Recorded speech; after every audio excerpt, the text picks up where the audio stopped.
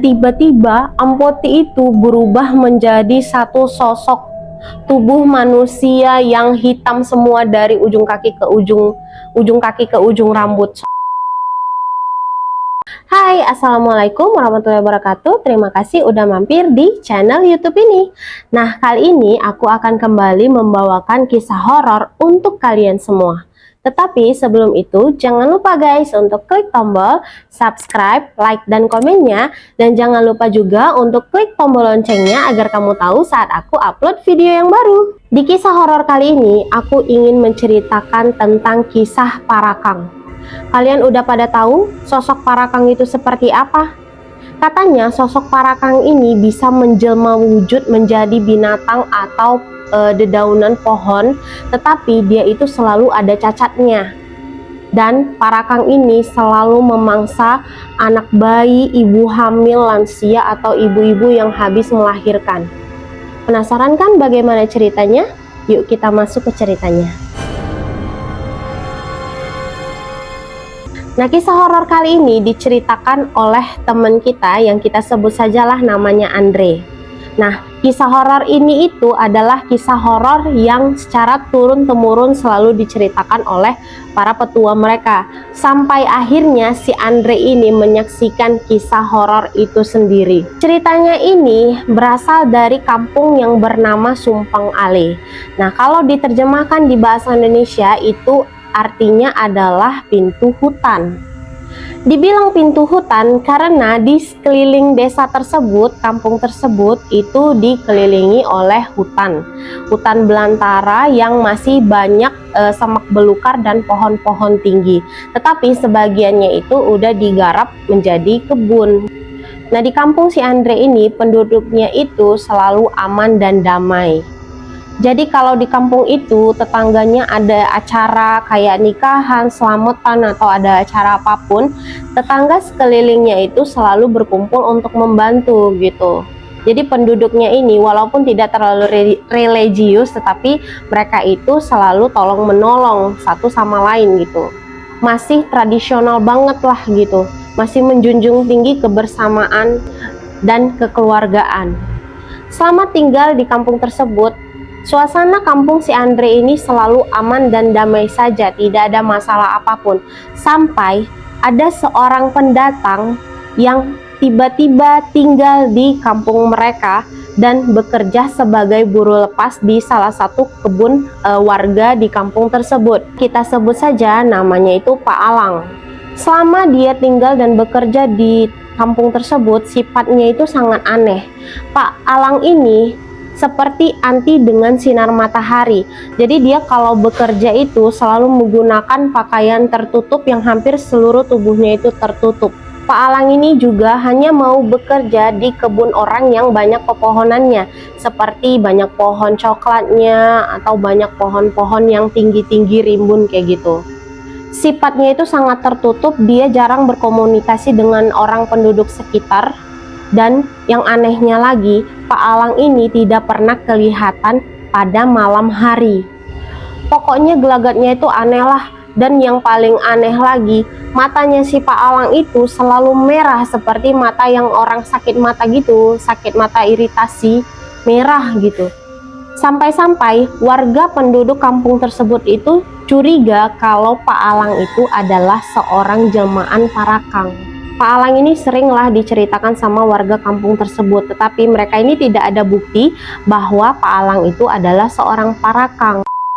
Aku jelasin dulu ya, Parakang itu apa. Parakang adalah makhluk jadi-jadian yang bisa merubah tubuhnya itu menjadi apa aja. Tetapi kalau dia berubah menjadi wujud tersebut, wujudnya itu tidak sempurna atau ada aja cacatnya. Contohnya nih, dia berubah menjadi hewan. Nah, hewannya itu pasti bentuknya nggak sempurna, entah ekornya yang nggak ada, atau kakinya yang pincang, atau kupingnya nggak ada gitu.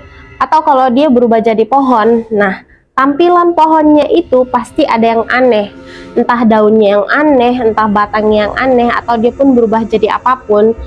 Kondisi fisik dari apapun yang dia rubah itu tidak sempurna. Seorang parakang ini adalah sebenarnya manusia yang menganut ilmu hitam atau ilmu mistis gitu sampai merubah dirinya itu menjadi parakang.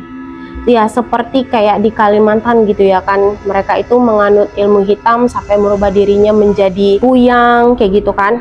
Nah tetapi parakang ini mereka itu bisa kayak turun temurun gitu. Jadi misalnya kayak bapaknya itu adalah seorang parakang, kalau dia punya anak, nah anaknya itu berpotensi besar menjadi parakang juga. Jadi bahaya kali kalau seandainya parakang ini sampai berkembang biak. Nah jadi si parakang ini selalu memangsa bayi, ibu baru melahirkan, ibu hamil, orang yang sakit-sakitan, dan lansia. Nah biasanya ciri-ciri orang yang udah dimangsa parakang ini, dia itu udah nggak lama lagi itu meninggal gitu. Jadi parakang ini kayak dia memakan darahnya atau gimana lah gitu ya kan, membuat orang itu sekarat dan lama-lama meninggal dunia. Nah singkat cerita, tetangga si Andre ini ada yang bernama Ibu Noni. Nah Ibu Noni ini sedang hamil dan usia kandungannya itu adalah 9 bulan. Ibu Noni ini bekerja di tempat yang sama dengan Pak Alang. Nah, pada usia ke-9 bulannya itu, Bu Noni kan masih kerja. Tetapi tiba-tiba Bu Noni ini merasakan kontraksi yang sangat hebat gitu. Sampai-sampai dia itu dibawalah pulang karena mereka pikir Bu Noni ini udah mau melahirkan. Dan dibawalah pulang dan udah bertemu dengan suaminya di rumah. Karena dipikir Ibu Noni ini mau melahirkan, suaminya ini pergilah untuk mencari dukun beranak. Kondisinya Ibu Noni ini ditinggal sendiri dengan anaknya yang masih kecil. Jadi kondisinya Ibu Noni ini sedang hamil anak kedua. Jadi Bu Noni ini ditinggallah di rumah sendirian dengan anaknya yang masih kecil, sedangkan suaminya pergilah mencari dukun beranak. Di situ Bu Noni menahan sakit yang sangat hebat.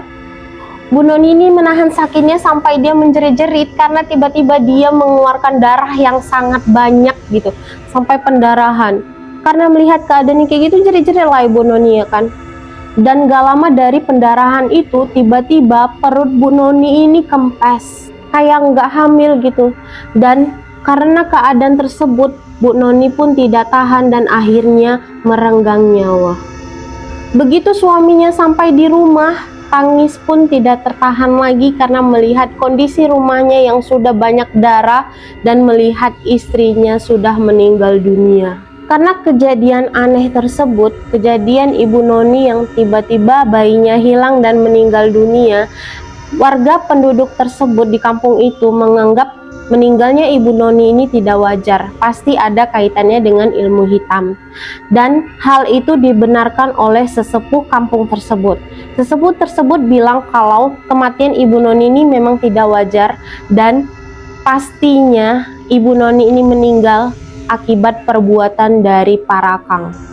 Nah singkat cerita, setelah kejadian meninggalnya Ibu Noni, sesepuh kampung tersebut mengajak semua anak muda yang ada di kampung tersebut untuk berburu parakang. Nah jadi pada malam itu berkumpullah mereka untuk mencari parakang. Sesepuh ini memberikan pesan terlebih dahulu sebelum mereka pergi. Jadi kalau mereka nampak parakang, pukul parakang itu sekali untuk melumpuhkan si sosok parakang ini. Kalau dalam kondisi terdesak, pukul parakang itu 3 kali, karena kalau dipukul 3 kali, parakang itu akan mati. Jangan pukul parakang itu 2 kali, karena kalau kalian pukul parakang itu 2 kali, dia tidak akan mati. Dia bakal malah makin ganas dan akan membalas dendam dengan cara memukuli yang memukul itu sampai mati. Nah semua anak muda yang berkumpul dan ikut berburu parakang itu pun mematuhi omongan si sesepuh. Nah berangkatlah mereka mencari si parakang. Nah sampailah mereka di pinggir kampung. Di pinggir kampung itu kan berbatasan dengan hutan. Di batasnya itu ada pagar bambu yang sudah reot-reot. Nah, di antara pagar bambu tersebut, di situ ditemukan ada ampoti. Ampoti itu adalah tempat bertelurnya ayam, tetapi terbuat dari anyaman daun kelapa. Melihat ampoti itu, sesepuh ini langsung berpikiran ada yang aneh gitu. Karena tidak mungkin ada ampoti yang letaknya itu di antara pagar bambu gitu ya kan. Sambil membaca doa-doa, sesepuh itu langsung memukul Ampoti tersebut dengan tongkatnya sekali. Setelah mendapat pukulan tersebut, Ampoti itu kan terjatuh, dan tiba-tiba Ampoti itu berubah menjadi satu sosok tubuh manusia yang hitam semua dari ujung kaki ke ujung rambut. Sosoknya itu hitam. Di situ dia menggeliat-geliat macam kesakitan kayak gitu sambil lari menuju hutan. Dikejarlah sama para pemuda tersebut. Dan karena panik, ada salah satu seorang pemuda yang memukul untuk kedua kalinya sosok tersebut. Alhasil sosok tersebut pun menjadi sangat agresif dan mengejar, tapi yang dikejarnya ini adalah sesepuh kampung tersebut. Dengan agresifnya dia menyerang sesepuh, tetapi sesepuh ini berhasil memukul sosok Parakang itu sekali lagi. Disitulah sosok tersebut langsung menggelepar seperti sangat kesakitan, dan dia itu berhasil lari masuk ke hutan yang sangat gelap.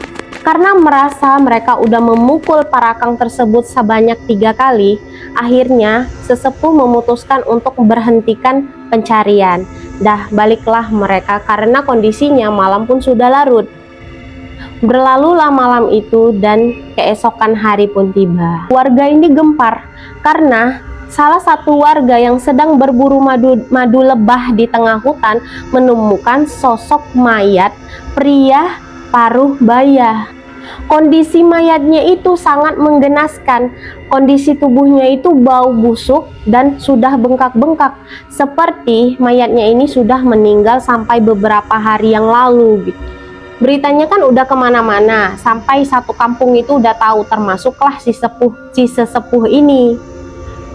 Disitulah sesepuh menjelaskan bahwa yang meninggal itu adalah sosok Parakang yang mereka buru tadi malam. Dan yang lebih epiknya lagi, ternyata mayat lelaki parubaya yang meninggal tersebut adalah Pak Alang. Ternyata benar pemikiran warga kampung tersebut bahwa mereka kan mencurigai kalau Pak Alang ini adalah seorang Parakang. Ternyata itu benar. Pak Alang ini adalah seorang Parakang. Dialah yang mengganggu warga kampung, termasuk Ibu Noni yang sudah meninggal dunia. Jadi sosok Parakang itu meninggal, Pak Alang ini meninggal, itu karena dia telah dipukul sebanyak 3 kali. Sehingga dia meninggal secara menggenaskan seperti itu. Jadi di Indonesia ini bukan hanya agama, suku, dan budaya yang berbagai macam, tetapi hantunya juga berbagai macam. Karena aku juga baru tahu sosok Parakang ini, dan cara membunuhnya juga harus memukul dia sebanyak 3 kali ya kan. Jadi pelajaran juga buat kita guys. Tetapi ya semoga jangan sampai kita jumpa sosok-sosok yang seperti ini. Semoga kita selalu dilindungi oleh Allah Subhanahu wa Ta'ala. Nah, sekian dulu cerita sosok Parakang kali ini. Kalau kalian suka atau kalian mau menambahi atau kalian tahu cerita-cerita lainnya, boleh di komen di bawah ini. Kalau kalian mau sharing cerita, boleh email ke email yang akan aku cantumkan di deskripsi ini. Sekian dulu ceritanya. Terima kasih atas waktunya yang sudah menonton. See you the next video.